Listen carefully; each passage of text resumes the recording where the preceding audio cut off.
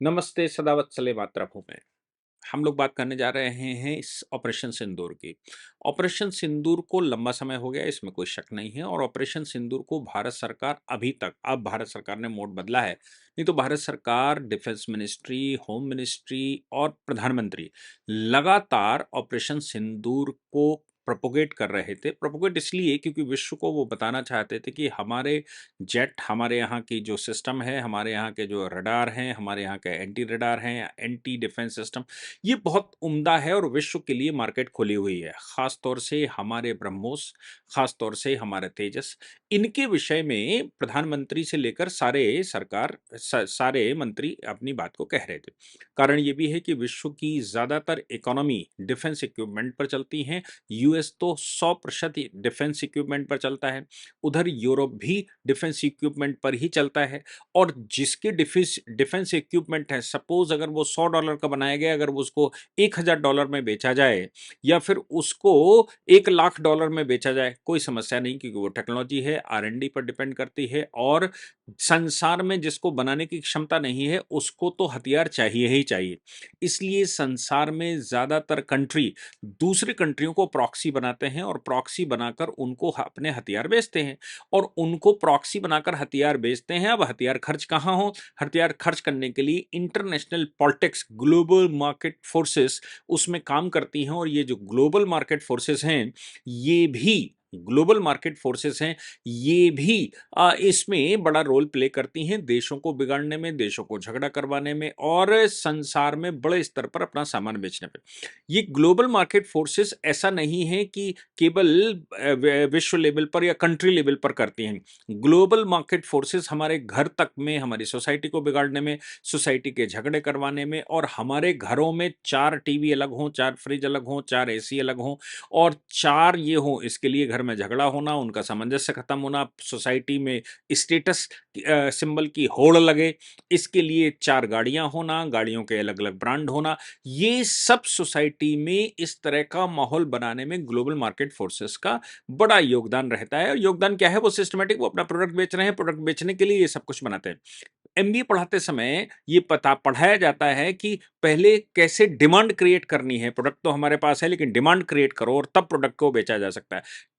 Demand उसकी requirement के आधार पर नहीं, डिमांड क्रिएट की जाती है स्टेटस के आधार पर, डिमांड की क्रिएट की जाती है झगड़े के आधार पर, डिमांड क्रिएट, तमाम तरह के डिमांड क्रिएट करने के तरीके, इसके लिए लिटरेचर लिखा जाता है, समाज को बिगाड़ा जाता है, समाज में वो डाला जाता है। ऐसे ही global market forces defence defence equipment की देशों को लड़ाती हैं और फिर अपने हथियार बेचती हैं। दो देश तय कर लेते हैं, एक इसको बेचता है, एक उसको बेचता है। अदरवाइज अमेरिका तो एक ऐसा देश है जो दोनों कंट्री को, दो लड़ने वाले दोनों कंट्री को देता है। भारत को भी कभी वो बेचते थे और पाकिस्तान को भी बेचते थे। पाकिस्तान भी उनके इक्विपमेंट खरीदता था, भारत भी उनके इक्विपमेंट खरीदता था। दोनों के बीच में झगड़ा होता था। उनका फॉरेन सेक्रेटरी जब आता था तो पहले भारत जाता था, फिर पाकिस्तान जाता था, कभी पहले पाकिस्तान जाता था, फिर भारत आता था। यानी कि वो साथ साथ दो स्टेजेस पर जाता था, यहां भी जाता था और वहां भी जाता था।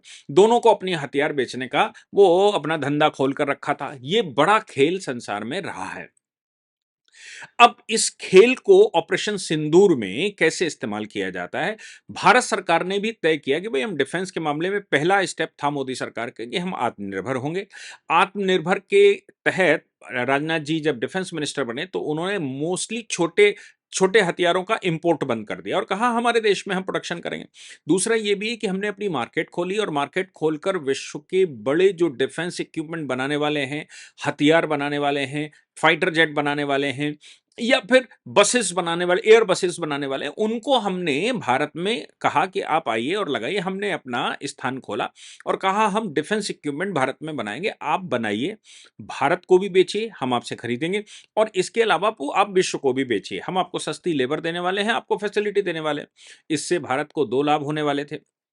एक लाभ तो ये है कि भारत के लोग स्किल्ड होंगे, क्योंकि यहाँ कंपनी लगेगी, यहाँ फैक्ट्री बनेगी तो लोग स्किल्ड होंगे, यहीं के लोग काम करेंगे। वो लोग भी काम करेंगे, लेकिन हमारे लोग भी, उन्हें सस्ती लेबर का मतलब है हमारी लेबर जाना। हमारी सस्ती लेबर कुछ ना कुछ सीखेगी और भविष्य के लिए हम उसमें रास्ता खोलेंगे। ये एक बात हुई। दूसरी बात ये भी है कि हमें सस्ता हथियार मिल जाएगा। तीसरी बात ये भी है कि हम जब हमारे देश से वो एक्सपोर्ट होगा तो हमें फ़ॉरेन करेंसी भी मिलेगी। हमने विश्व के बड़े मैन्युफैक्चरर्स को भारत में स्थान दिया और भारत में ये करना शुरू किया। हमने राफेल भी खरीदा, तो दसॉल्ट को भारत के साथ एग्रीमेंट करने के लिए कहा और एग्रीमेंट करने के लिए अडानी अंबानी ग्रुप से कि भई आप आओ और यहाँ पर इसकी असेंबलिंग करो। कुछ तो असेंबलिंग होंगे, फिर कुछ की मैन्युफैक्चरिंग होगी, फिर कुछ की हाइब्रिड होगी और फिर भविष्य में वो पूरा राफेल भारत में बनेगा और उसका जो अपग्रेडेड मॉडल है रिसर्च एंड डेवलपमेंट भी भारत में होगा। ऐसा हमने एग्रीमेंट राफेल के साथ किया और आज की तारीख में हम विश्व के किसी भी कंट्री से जब हथियार खरीदते हैं तो हम ये उससे ये नहीं कहते कि हम हथियार केवल आपके परचेजर, हम ये कहते हैं कि आप आइए और भारत में लगाइए। हमने डिफेंस कॉरिडोर बना रखे हैं, आप आइए भारत में मैन्युफैक्चर करिए, हम भी आपसे खरीदेंगे और पूरे विश्व को भी दीजिए और आपकी कॉस्ट भी कम करवाएंगे, हम आपके टैक्सेस भी माफ करेंगे। इसलिए अब भारत केवल इंपोर्टर नहीं है, भारत मैन्युफैक्चरर भी है। अब मैन्युफैक्चरिंग तो भारत कर रहा है, लेकिन इसकी मार्केटिंग कैसे करें? एचएएल कुछ बनाता है, तेजस एचएएल बनाता है, एचएएल कुछ बनाता है, कुछ हमारे डीआरडीओ बनाता है, कुछ और कंपनियां बनाती हैं। इनको कैसे विश्व को दिखाया जाए?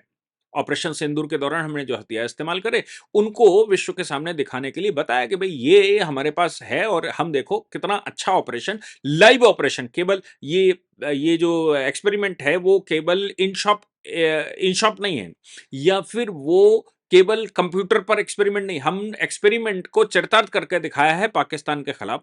पाकिस्तान के साथ हमारी डिफेंस भी कह चुकी है, पाकिस्तान अकेला नहीं लड़ रहा था, पाकिस्तान 2 फ्रंट पर लड़ रहा था। एक तो पाकिस्तान खुद लड़ रहा था, दूसरा चाइना लड़ रहा था। चाइना उनको हथियार ही नहीं दे रहा था, वो इंफॉर्मेशन की स्टेज पर भी सब चारों ओर से सजाकर उसने रखा था। अब ये जो इंफॉर्मेशन के एज पर चूंकि पाकिस्तान बहुत बुरी तरह पीटा गया है और पहले भी ऐसा कोई पहली बार नहीं हुआ पाकिस्तान पीटा हो। 1971 में तो हमने सबने देखा 1 लाख सैनिक हमने छोड़े थे, इंदिरा गांधी ने वो शिमला समझौता कर लिया, हमारे सैनिक नहीं लिए, उनके सैनिक उनको वापस कर दिए और जम्मू कश्मीर भी हमने वापस नहीं लिया और हम वहां का वहीं बने रहे, हम उसमें लॉस किए, लेकिन हम जीते। एक बात की प्रसन्नता है कि हम जीते। हमने बांग्लादेश को नया देश बनवाने में सफलता प्राप्त की, हमने पाकिस्तान को औकात दिखाने में सफलता प्राप्त की, लेकिन हमारा जो लॉस हुआ उसका कॉम्पनसेशन जैसा कि हमेशा होता आया है, कोई भी 2 कंट्री लड़ते हैं, हारने वाला कंट्री कॉम्पनसेट करता है जीतने वाले को। ये कोई आज की नहीं है, हजारों साल से यही पद्धति चलती है। हमने कोई कॉम्पनसेशन उनसे नहीं लिया, ये हमारा दुर्भाग्य था। या फिर उस समय की सरकार की दूरदृष्टता ना होना या उस समय की सरकार के क्या मूड की थी, मुझे पता नहीं है। लेकिन ये बात तय है कि हमने उनको कई बार ये औकात दिखाने का काम किया। ऑपरेशन सिंदूर में भी इतना नुकसान होने के बाद पाकिस्तान खुद में टूट की कगार पर है। पाकिस्तान के 5 पाकिस्तान बनने पर हैं। अब अब पाकिस्तान को केवल कोई रोक सकता है तो वो उनकी इंफॉर्मेशन टेक्नोलॉजी या फिर मैं कहूं कि उनको मीडिया तंत्र रोक सकता है। अब मीडिया में ये बातें कैसे फैलाई जाएंगी? चाइना ने सिस्टमेटिक तरीके से F-35 को, जो उनका J-35 है, J-35 को मार्केट करने की, चूंकि राफेल के सामने उस समय J-35 खड़ा हुआ था, J-35 को दिखाने के लिए कि भाई J-35 ने राफेल तक को गिरा दिया, पूरे विश्व को उसने ये प्रोपेगेंडा फैलाया, तमाम वीडियोस चलाए, तमाम फेक वेबसाइटों से चलाया, तमाम, वो उनके पास तंत्र है ये ऐसा। चाइना का जो J-35 कॉम्बैट है, ये एयरक्राफ्ट को राफेल ने उल्टा गिराया, जबकि उन्होंने इसको दिखाने की कोशिश करी कि J-35 कॉम्बैट ने राफेल को गिरा दिया। अब ये प्रोपेगेंडा चल गया, तमाम बातें कही हैं, 5 गिरा दिए, 7 गिरा दिए, 6 गिरा दिए, ये सब चल पड़ा पाकिस्तान से और ये सब वीडियो चल पड़े। भारत में भी भारत के पॉलिटिशियंस ने जब सवाल पूछने शुरू कर दिए, सरकार बताए कितने गिरा दिए, सरकार बताए कितने फट गए, सरकार बताए कितने मर गए, सरकार बताए नुकसान कितना हुआ, सरकार बताए, और दुनिया भर का प्रोपेगेंडा भारत में अपोजिशन ने फैलाया, खूब जितना फैला सकते थे उतना प्रोपेगेंडा फैलाया पाकिस्तान और चाइना को सपोर्ट करने के लिए। मैं कहता हूं पाकिस्तान और चाइना, पाकिस्तान तो मरा पिटा था ही, उसको ये लाभ होता है F-35 के प्रचार से और राफेल को गिराने के दुष्प्रचार से कि पाकिस्तान के अंदर के लोग कम से कम सेटिस्फाई हो, हमारी सेना अभी लड़ने में सक्षम है, अभी सेना में ताकत है, अभी सेना में, इसीलिए उन्होंने असीम मुनीर को भी ये फील्ड मार्शल बना दिया। फील्ड मार्शल बनाने के बाद फिर उन्होंने अभी जो उनका 27वां संशोधन हुआ उसमें बहुत सारी शक्तियां दे दी, अब उसको सुपर पावर दे दी गई है। अब वो इस समय वहां से न्यूक्लियर बम भी चला सकता है, देश में कोई उसके खिलाफ बोलेगा तो उसकी हत्या भी कर सकता है, और वो कुछ भी करे तो उसके लिए वो इम्यून हो गया है कि अब वो बिल्कुल अल्लाह के बाद दूसरा व्यक्ति है जिसके ऊपर कोई असर नहीं हो सकता, कानून उसका कुछ नहीं बिगाड़ सकता, सुप्रीम कोर्ट, हाई कोर्ट कुछ नहीं बिगाड़ सकता, प्रेसिडेंट भी उसका कुछ नहीं बिगाड़ सकता, जनता भी कुछ नहीं बिगाड़ सकती। इतनी सारे संशोधन करके, और चूंकि सुप्रीम कोर्ट में चैलेंज होता तो सुप्रीम कोर्ट उसका कुछ ना कुछ काट निकालता, तो उन्होंने एफसीसी बना दिया है, अब नया फेडरल कॉन्स्टिट्यूशनल कोर्ट बना दिया है, सुप्रीम कोर्ट को भी बाजू कर दिया, और फेडरल कॉन्स्टिट्यूशन कोर्ट अब असीम मुनीर नियुक्त करेगा, और नियुक्त करके वो अपने लोगों को बिठाएगा, कम से कम अपने जीवित रहते हुए वो ऐसा नहीं होने देगा जैसा कि मुशर्रफ का हुआ। वो नहीं चाहता कि मुशर्रफ की तरह उसका हाल हो। मुशर्रफ तो आपने जब सबने जाना विदेशों में ही वो अपनी दम तोड़ गया, लेकिन कभी मिलिट्री शासक था। आज असीम मुनीर चाहता है कि वो शासक भी बना रहे और कभी विदेश ना जाना पड़े और यहीं पर राज्य करे, यहीं पर शासन करे। इसलिए उसने लाइफ टाइम इम्यूनिटी अब प्राप्त कर ली है। ये शहबाज शरीफ की महानता कह लीजिए या दबाव कर लीजिए, फट्टुनेस कर लीजिए कि वो फट रही थी उनकी तो क्या करते। अब यहां पर जो सवाल पैदा होता है कि पाकिस्तान में तो ये खबरें आई तो उनका लाभ ये हुआ कि असीम मुनीर को ये करके और वो करके उन्होंने भैया देखो पाकिस्तान तो जीत गया, और वहां की खबरों में ये चला। चाइना की वीडियोस, फेक वीडियोस चलाई गई तमाम, चाइना ने उसका प्रोपेगेंडा किया, तमाम वो किया। भारत में अपोजिशन ने सरकार के ऊपर दबाव बनाया। चाइना ने अपने हथियार विश्व को जो वही बेचता है, छोटे देशों को, अफ्रीकन कंट्रीज को, ईस्टर्न कंट्रीज को, उनको जिनको बेचता है, उनके सामने उसने कहा F-35 कॉम्बैट जो है हमारा बिल्कुल सटीक चल रहा है, और देखो राफेल तक को मात दे सकता है, क्योंकि राफेल से उसका कंपटीशन वो मानते हैं। लेकिन भारत सरकार तब भी कह रही थी कि भाई देखो थोड़ा बहुत नुकसान जो होता है, हमारे सेना भी कह रही थी थोड़ा बहुत नुकसान तो होता ही है, लेकिन कितने एयरक्राफ्ट गिरे, कितने राफेल गिरे, ये बात वो कह रहे थे कि राफेल के गिनवाओ, ये करवाओ, वो करवाओ, सब ये इससे ये होता कि अपोजिशन को भी, यानी कि पाकिस्तान को भी खबर मिलती कि कितने हमारे पास हैं और कितने हमारे गिर गए, और हमारी सेना की शक्ति कितनी है, ये लाभ होगा ये जब दबाव बनाएंगे। अभी फ्रांस सरकार ने भी इस उस समय कहा था कि देखो राफेल को नहीं नुकसान हुआ है, पूरे वर्ल्ड के कह रहे थे, लेकिन आज एक ऑफिशियल डेटा आया। ऑफिशियल डेटा ऑपरेशन सिंदूर को लेकर चाइना, जो जो उनका ये जो यूएस में US China economic and security review commission है, ऑफिशियल है, सरकारी है, US China economic and security review commission, वो लगातार इस बात को देखते हैं कि चाइना किस स्थिति पे चल रहा है और अमेरिका किस स्थिति पे चल रहा है, चाइना के कौन से हथियार कैसे चल रहे हैं, विश्व में क्या कर रहे हैं। उसने ऑपरेशन सिंदूर को लेकर एक वो बनाई। अभी फ्रांस ने पीछे कहा था कि भाई देखो भारत तो, और यूरोपियन कमीशन ने भी कहा था, भारत सदैव से ऑपरेशन सिंदूर के मामले में सारी बाजी उसके हाथ में थी, उसने अपनी इच्छा से किया जितना वो कर सकता था, और जो उसने इच्छा की वो कर सकता था। पाकिस्तान के पास कोई कोई साधन नहीं था कि वो अपने आप को बचा लेता। डोनाल्ड ट्रंप ने भी स्टेटमेंट दे दिया। अब डोनाल्ड ट्रंप ने स्टेटमेंट दे दिया कि हम बचा रहे हैं, फलाना ढिमाका जो भी किया। अभी ये जो रिपोर्ट आई है, ये रिपोर्ट यूएस चाइना की ऑफिशियल, मतलब यूएसए की ऑफिशियल कमीशन ने दी।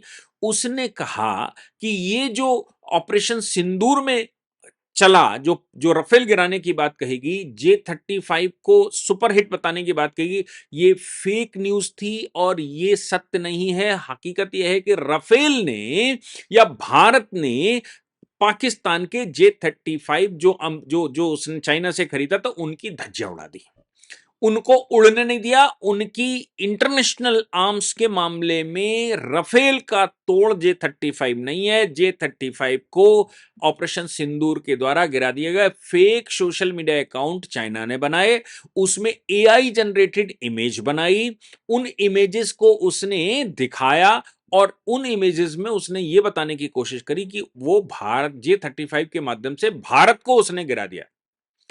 ये ऑफिशियल रिपोर्ट जब इस फोरम की आ गई है, तो मुझे नहीं लगता कि भारत में अब कोई कुछ कहने वाला है। अपोजिशन खासतौर से कल से शांत क्यों है, मुझे समझ नहीं आ रहा।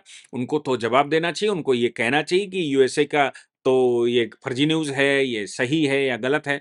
लेकिन उस समय जिस समय चाइना ने ये प्रोपेगेंडा फैलाया, उस समय मेरे देश के पॉलिटिशियंस ने भरपूर उसका लाभ उठाते हुए सरकार को प्रेशर में लिया। अपनी सेना को, अपनी सरकार को, अपने लोगों को सपोर्ट करने की बजाय उनको डिस्करेज करने के लिए उनसे सवाल पूछे गए, उनको फंसाने की कोशिश की गई। आज यूरोपियन कमीशन की ऑफिशियल रिपोर्ट और फिर US China economic and defence review commission की जो रिपोर्ट आई, वो रिपोर्ट, और भारत तो शुरू से ही कह रहा है, भारत शुरू से कह रहा है कि भाई हमारे हथियार वर्ल्ड लेवल के हैं। ये जो रिपोर्ट आई है, ये रिपोर्ट अपने आप में चाइना के मुंह पे तमाचा है, पाकिस्तान को आईना दिखाने वाला है, और भारत में जो पॉलिटिशियन अपने ही युद्ध काल में भी, संकट काल में भी अपने लोगों पर विश्वास नहीं करते, उनके मुंह पर एक घनघोर और बड़ा तमाचा है।